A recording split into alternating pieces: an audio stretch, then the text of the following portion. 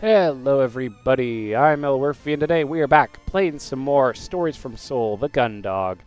I'm really happy how the story's been going so far. I like the cheeky, witty banter, so I'm excited to see us fix the ship and then hopefully confront the captain about what the hell she was doing during the battle and the fact that she got demoted from admiral to captain.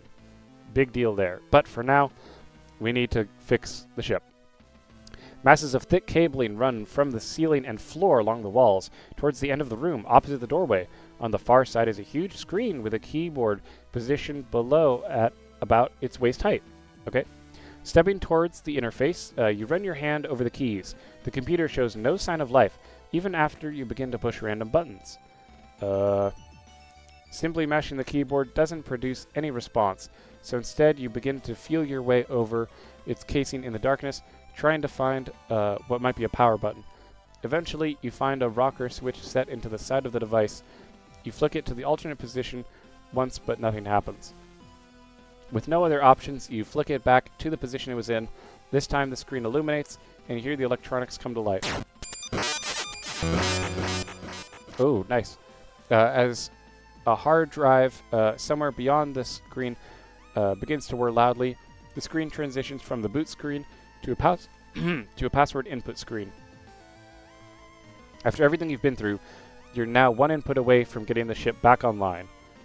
Finally. Alright. And enter. With a final flourish, you strike the return key. And that achievement, lights on, restore power. An immense feeling of satisfaction fills you as you watch the computer work its way through the startup process. Names of systems show up and are followed by their status changing from online to offline, or offline to online. A faint draft runs down your neck, which you take to mean life support and ventilation is back online. All right, hold on, Cassie. Uh-oh.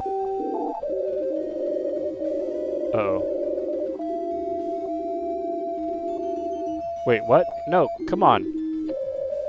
You're hit with the gut punch of panic as the visuals on the screen begin to warp and fragments of text scatter and lines of code split and distort while strange noise squeals from the machinery. Don't do this!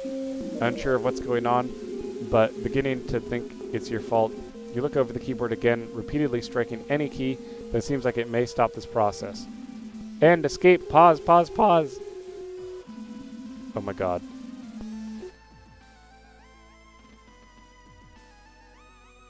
Come on. Whoa. What's going on? What's up with all this personal file stuff? Hold on. We're going to pause and read this in case it goes away. So this is about Cassandra Quinn, her date of birth, place of birth, Europa. She's a lieutenant commander. Duration of service. File assignment, gun dog. Blood type, O negative. Additional information. State ward, Europa Orphanage. CO7 directed towards Academy Post Care top marks. Highly capable, quite erratic. Dismissed from JFS reliant due to significant failing in security process. I wonder what it said here. As suddenly as it started, the computer screen's erratic activity ceases. The only document left on screen is Cassie's personal file. I just read it. So, Cassie's file. Wait, why? You pause, unsure whether you should do anything or leave it as it is. You can tell from the ambient noise that it has returned, that the ship is back online. But why would the computer freak out on like this? Why would it pull up Cassie's file? I just read it. No! Okay.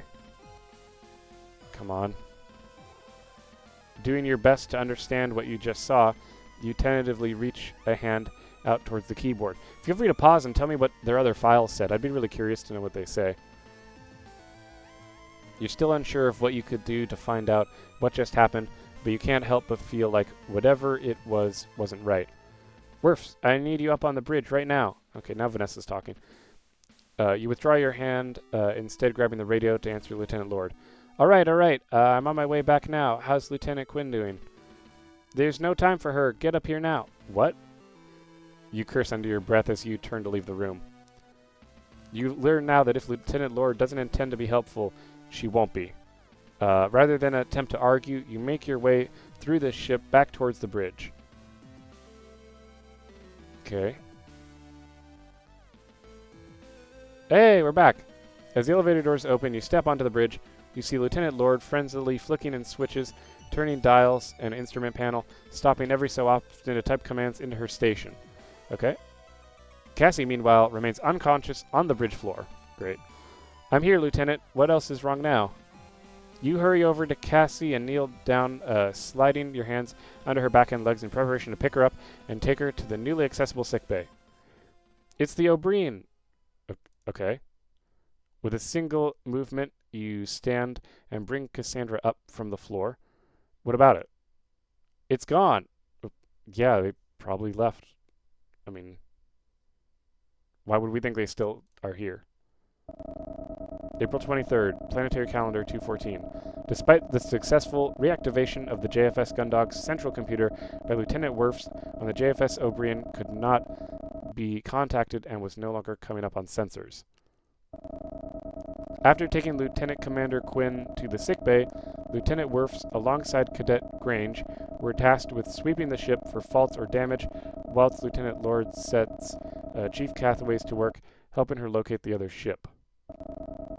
The JFS O'Brien is eventually located just as Captain Bartomeu calls an emergency meeting.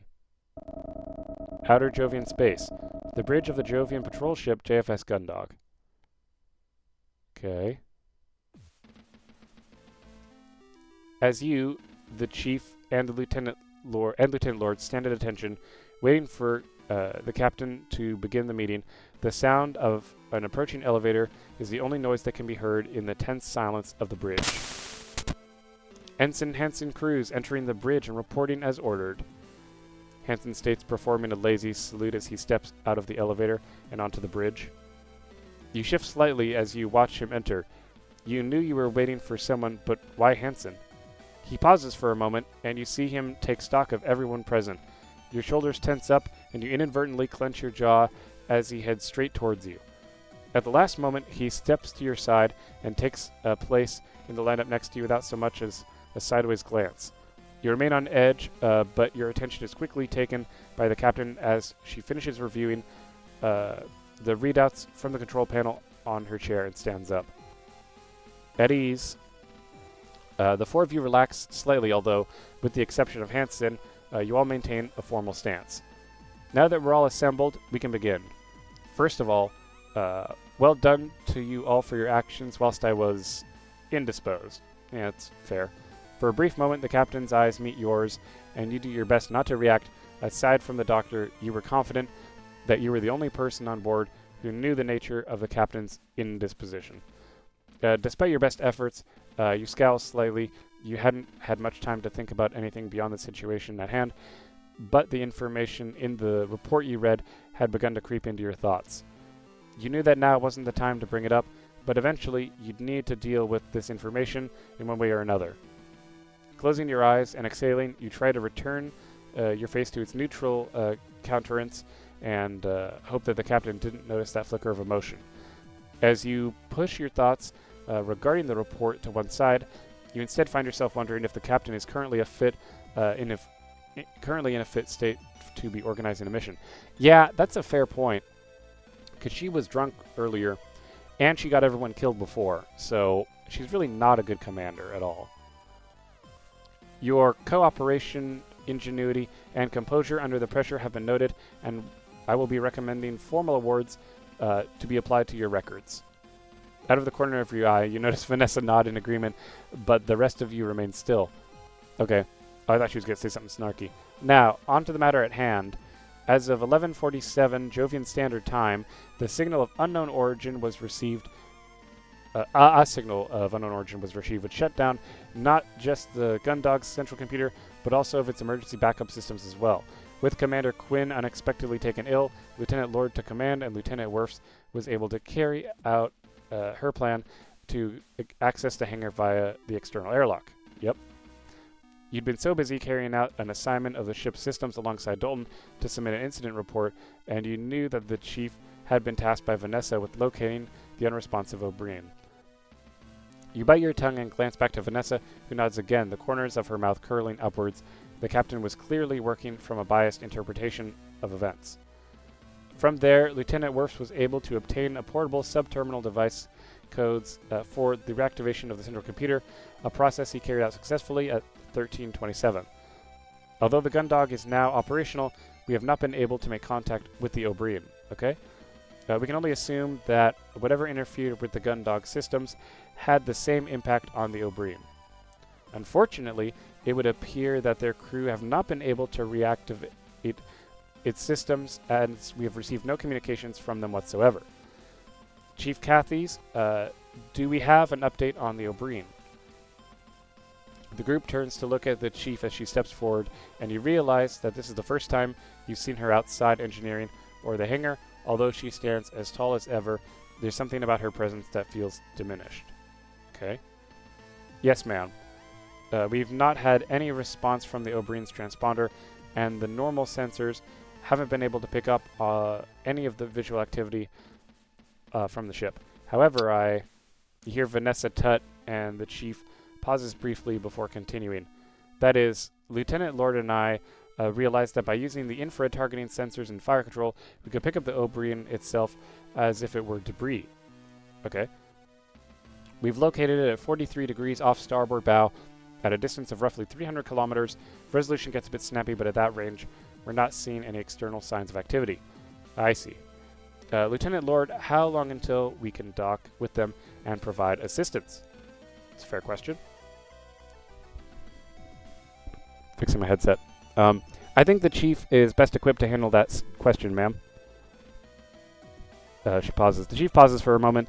You know the answer to this question, but so should Chief and Vanessa. As the silence drags on, you begin to wonder why neither of them are forthcoming. Chief Cathy's? The pause only becomes more loaded as the second pass. Whilst you have no idea what's happening here, you can feel the tension between the chief and Vanessa build. I'm going to stay out of... Well? Fuck it. It's time to be bold. Answer the question. Although you can tell something is going on between the two of them, you know that the crew of the O'Brien must be in a similar situation to the one you'd faced, and without immediate assistance, they were at risk of running out of breathable air very soon. Yeah. You'd put up with enough from Vanessa today, and you weren't about to let her pretty power plays get in the way of you helping your comrades. We can't. It's the engines, ma'am. They're still offline. Shut up. What's that, Lieutenant? Whilst Cadet Grange and I were accessing the ship for vaults and security issues, we found that the engines had failed to restart. Diagnostics show the forced shutdown put the nuclear pulse engines offline. They need to be manually reactivated. The captain lets out an exasperated sigh as she hears this information, making no effort to conceal her frustration. And how long until they can be back online? You prepare to answer with what Dalton had told you, but you are cut off by the chief. We're looking at 6 hours, ma'am. We've been preoccupied with finding the O'Brien. Okay, Vanessa needs to stop. So I haven't had the opportunity to begin the startup process to get them running again. The captain follows this information with another sigh. You'd always thought of her as distant or disheartened, but considering her current state and that you had to wonder how much of that was her simply working her way through a hangover. I see. The captain stands silent for a moment, keeping her eyes closed and pinching the bridge of her nose with her thumb and forefinger. Okay, it's 6 hours. That's not like... I mean, that sucks, but that's less than a day of work. You could do it. Suddenly her eyes open and she stands completely upright, assuming a posture that you're supposed to see from her that manages to communicate an air not just of not just authority, but capability. Okay? We'll be carrying out a mission as follows. The four of you snap back to attention. Even Hansen seems to take this announcement seriously. As we're not able to reach the O'Brien with the gun dog to provide support, we'll be doing the next best thing. Ensign Cruz and Lieutenant Wirfs will head over to an armored frame to provide assistance. You clench your teeth and your body goes rigid. Not only would this be your second trip into space in the span of a few hours, but you'd be doing it with Hansen for company. Your eyes dart across to Hansen, whose attention remains on the captain. You can't be sure, but you swear you see a flicker of a smile on his face. We'll be working on the assumption that the same issues affecting the Gundog are affecting the O'Brien, so Lieutenant Werfs will take a portable sub-terminal and locate the captain or second in command, and will utilize their access codes to assist their chief engineer in reactivating the ship. I hope I get to tell Hansen what happened. If there are complications, or we're too late, then our second priority will be to obtain the O'Brien's black box. At the very least, we can hopefully gather some information on what's out there that could immediately disable 2 Swift-class ships. Lieutenant Werfs, Ensign Cruz, do you both understand? The pair of you salute in unison and respond. Yes, Captain. Yes, Captain. Chief Cathaways, I want you to to provide a fully charged portable sub-terminal and guidance on removing a Swift-class's box. After that, prepare Gundog 1 for launch, and then I want those engines back online. Understood? Yes, Captain. Lieutenant Lord, you'll be overseeing this mission. Understood? Yes, Captain. Very good. It's 16:03. This mission commences at 16:30. Dismissed. With his final instruction out of the way, you all salute the captain and then turn to leave. The chief is the first of you to reach the elevators, and she steps into one without waiting for anyone else, pressing the button for her destination and disappearing behind the 2 doors as they hit shut. Without paying any attention, Vanessa and Hansen both step onto the remaining elevator, with Vanessa hitting the button as soon as the pair have boarded. As the doors close, you see her turn to Hansen, cross her arms, and begin to speak, but her words are cut off before you can hear them. You remain silent on the bridge, with the captain, who you hear return to her chair. Whilst you wait for an elevator to return, you go over what you might need to do in your head. It will be the chief's responsibility to get you a charged portable sub-terminal, and Hansen and Dalton will be responsible for pre-flight checks. Aside from getting a spacesuit from the hangar, you realize you don't really have anything you need to do before the mission starts. With less than half an hour to go before taking off, you don't have much time to do anything either, though. You might have the opportunity to visit a few of the crew members to check in on them, you think, but it might be a push to visit everyone. Eventually, the chief returns the door, hisses open. Let's talk to the captain. Yes, Lieutenant, can I help you? You thought you'd know what you wanted to ask the captain, but in the moment you find the words catch your throat and you're suddenly unsure of yourself. You've got a lot of questions and not a lot of time. It doesn't help that some of these questions are more dangerous than others. I have a mission to prepare for, and you need to be boarding that armored frame with Ensign Cruz soon. If you got something to say, I suggest you do it quickly. I don't have a lot of time to complete the mission plan, so I can't talk with you for long. Based on the captain's tense response, you decide you should focus on the one thing that's most important to you right now. Oh my god. Oh my god, oh my god, oh my god. I think we have to do the report, guys. I don't think we have much of a choice. That's all I care about. That's literally why I wanted to talk to her. It takes you a moment to work up the confidence to ask the question. As the captain fixes her gaze on you, you eventually decide the best approach is to simply be as direct as possible. I read the report, Captain. Report, Lieutenant? You draw a deep breath. You'd come this far. There was no sense in turning back now. The report in your desk, ma'am. It was there alongside the access codes. The captain looks in deep in thought, trying to understand what you're talking about, when the captain's expression takes you completely by surprise. Her normal look of lazy indifference instead replaced by a savage glare. You feel a chill down your back as the temperature of the whole room drops. What are you doing reading that? Were you doing reading that report? The captain asks through clenched teeth. It was amongst the access codes and fell out. You had no business reading it. I don't give a shit. She's getting people killed. I don't trust her. With respect, Captain, that report, Lieutenant Werfs, is not just restricted, it's personal and has nothing to do with you. This assertion from the captain strikes you like a slap in the face, and you feel an intense anger flow through you. Nothing to do with you? With respect, get a little snap in there, Captain. That report has everything to do with me. I was part of Clyke's armored frame flight, and so was Hansen. Oh my god, she didn't know? Wouldn't she know that? You see the captain's brow furrow as she continues to glare at you. Eventually, she stands up from her chair and walks to the far side of the bridge. Oh man, this is cool. The captain's silence drags on, unbearable now that you're finally at this moment. Okay. I just wanted to know why, Captain. What happened? Why did you send those ships forward? Lieutenant? We've all made mistakes. Her use of the word mistake makes you want to scream, as if that could explain what she'd done. The phrasing makes you inarticulate with rage as you try to interject, but find yourself lost for words. Oh my god. Now, you have an armored frame to be boarding, and I have a mission to complete planning. Unless you want to make a mistake of your own, I recommend you prepare for your upcoming mission. Oh, I'm mad. I'm kind of mad too. Now's not the time, Lieutenant. Captain! Dismiss, Lieutenant!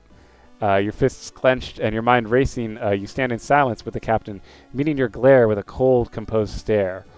Despite the rage you feel churning through your entire body, you find yourself barely able to move, let alone respond. Oh, I'm so mad. Ah! With that exasperated yell, you turn away from the captain and head to the elevator, stepping inside, punching the button to send you to the central hub. You turn your back just as the doors close, the captain's cool gaze still locked on you. Ugh. As the elevator takes you to the central hub, you slam your fist into the nearby wall.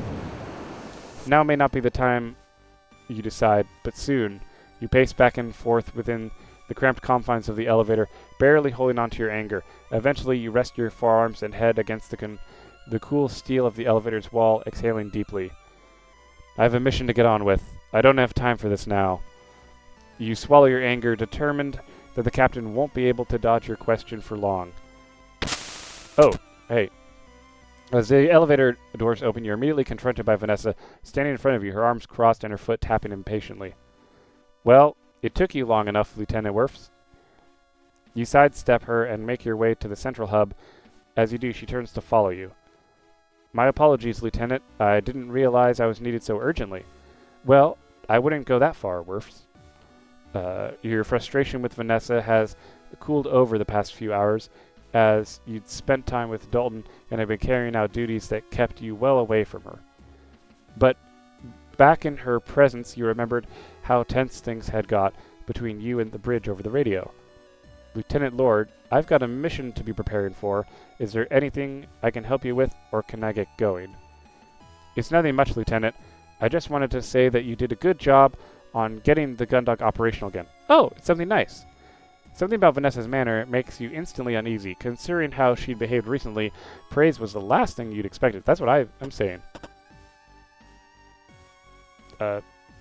Thanks. Yeah, thanks. I did what I had to do. And for that, you've received a much-deserved commendation on your record. You roll your eyes and begin to walk away again, unwilling to deal with whatever mind games Vanessa was attempting to play. Wait a moment, Lieutenant Wirfs. All I wanted to do was congratulate you. You deserve a member of the crew who's gone above and beyond, okay? What's this about, Lieutenant? You ask, your patience thinning rapidly. Straight to the task at hand, that's what I like about you, Lieutenant. Now, a proficient, able crew member like yourself, you know that means to do your duty, but you've seen how the captain and her second carry out their affairs on the ship, okay? What are you getting at? All I want to know, Lieutenant, is whether you think that crew members like yourself, Chief Engineer Cathy's, and Connect Range, and the rest deserve a competent commander? Oh my god, is she trying to get a coup? Oh man. Guys, I need to hear more. Maybe. Whilst you'd like to be able to disagree with Vanessa on the principle and tell her that the leadership structure is in place was doing its job well, you know that'd be a lie. Yeah, because I don't trust the captain. Like, the thing is, I don't want Cassie to get in trouble too, though. Oh man. I hope Cassie doesn't, like, have bad consequences because of this. But I agree, the captain, I can't trust her. Although whilst the captain's indisposition seemed entirely self-inflicted, you knew that Cassie's affliction was beyond her control, correct? There's no way that anyone could have known what would happen to Commander Quinn on the bridge. You answer, avoiding sharing your thoughts about the captain. We both know I'm thinking bigger, Lieutenant. Lieutenant Lord, I really don't have time for this. Based on your recent conduct, Lieutenant, you seem to be pretty reliable, so I wanted to let you know ahead of time. I'll be keeping a close eye on this mission to see who's capable and who isn't. It's important to know who I can trust to do what needs to be done after all. Anyway, nice to talk with you, Lieutenant. Good luck on the upcoming mission. With that, Vanessa turns on her heels and heads off down the four-side thoroughfare, leaving you alone in the central hub. Oh, Lieutenant, do your best. I'll be watching. There's no one to talk to here. I want to check on Cassie.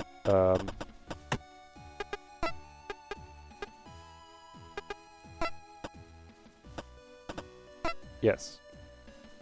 0 to 1. You punch the code into the terminal outside Cassie's quarters and smile. You definitely never forget your anniversary again after what you've experienced today. As the door slides open, you call out before stepping in. Hey Cassie, it's me. Once inside, you look around and see Cassie's nowhere to be found. I guess she's still in the sickbay. You idle for a moment, considering picking up a few of Cassie's things and doing some tidying before looking at your watch. Seeing the time, you realize that it's not long until you're due to launch. You should really get going. Okay, great. Let's go to sickbay. I just want to see how she's doing. No. No. Let's click the right one. Sickbay. Go. Yep. The elevator doors slide open, and you raise your hand to shield your eyes from the aggressive glare of the sickbay's powerful lighting. As you've come to expect, the strong scent of clinical disinfectant prevails the room. As harsh as it is, it's indefinitely preferable to the powerful odor of the captain's quarters. Scanning the room, you see that everything seems to be in order. The doctor sits at his desk, absorbed in his datapad. All the medical supplies are carefully arranged in their cabinets, and the surgery wing continues to look immaculate. The only thing out of place is... Cassandra. There he is, Riley. Okay, cool. Cassandra, who had been idly laying back on one of the beds, playing with her hair, had seen you the moment you'd stepped into the room and swung her legs around to the side of the bed, launching off itself and towards you. I heard all about how you'd... Whoa, Cassie, careful. You dart forward just in time to grab her before she stumbled and taken turns into a fall. All right. Let's get you back to the bed. Thanks, Riley. In one swift motion, you scoop Cassie up in your arms and carry her back to the beds, setting her down on the one she'd just been laying on. Okay. I think I have made that journey on my own. I could have made that journey on my own, you know. Well, better safe than sorry, right? Still looking after me after everything you've done already? My hero. Your cheeks glow flush, and you look away for a moment. The captain's acknowledgement of your actions has been so perfunctory that it had barely registered, but Cassie's wholehearted praise and you suddenly feeling sheepish. No, it wasn't a big deal. It was just what I had to do. I'm pretty sure anyone else would have done the same thing if they were in my position. Don't sell yourself short, Riley. It is a big deal. Saving an entire crew from a complete system failure with no chain of command isn't exactly something that we get trained for.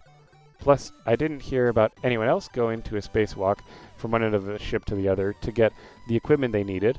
That's a good point. If doing all that doesn't make you a hero, I don't know what does. You smile and look back to Cassie. As self-conscious as you feel about being called a hero, her assessment of events isn't wrong. Thanks, Cassie. I'm pretty sure I should still be thanking you, Riley. I don't think Vanessa could have carried me down here like you did. That's fair. You bite your tongue at Cassie's mention of Vanessa. You had a strong feeling that Vanessa wouldn't have even tried. You push the thought from your mind. You don't have much time with Cassie before your mission is due to begin, and the last thing you want to be doing is thinking about Vanessa. Don't worry about it. How are you doing anyway? Oh, me? I'm doing great. Aren't I, Doc? Although he doesn't look up from his datapad, you see the flicker of recognition on the doctor's face. No, Miss Quinn, you are not doing great. What? You had a sudden and intense migraine followed by an unexplained extended loss of consciousness, which in turn has been followed by a persistent and ongoing headache. I would not look to describe your condition as great. Cassie, why didn't you tell me you were still feeling bad? Oh, come on. What are you, my doctor? No, Miss Quinn, he is not your doctor. It's an expression, Doc. So I've got a bit of a headache, right? Now I bet it's nothing. It's probably because I pulled a double shift to cover the captain without eating anything but a bag of chips and 3 chocolate bars. Cassie? Miss Quinn, you advised me you'd been sticking rigorously to the NutriShake schedule I've laid out for you. Okay, everyone, geez. I know, but here I am, hydrated and full of electrolytes on the doctor's orders. I'm gonna be fine. So anyway, how are you doing, Riley? Are you able to finish your shift now that the gun dog's back up and running and you've made sure everything's okay?